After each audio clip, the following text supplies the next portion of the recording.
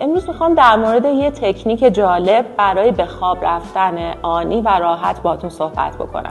مشکلیه که خیلی‌ها از جمله خودم درگیرش هستیم و موقع خواب درگیر افکار روزمره میشیم که اجازه به خواب رفتن رو بهمون نمیده. تکنیکی به اسم بر زدن شناختی.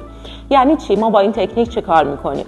یعنی حواس مغز رو از افکار درگیر کننده پرت میکنیم و باعث میشه که خیلی راحت مثل خاموش کردن کلید برق به خواب بریم. تکنیک اول، به طور تصادفی و رندوم کلماتی رو توی ذهنتون میشمارین. مثلا درخت، کتاب، آینه، آسمان، برگ.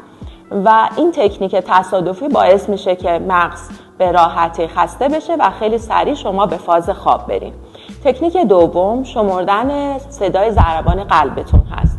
ضربان قلب رو بشمارین و به 8 یا 10 تا شماره که رسیدین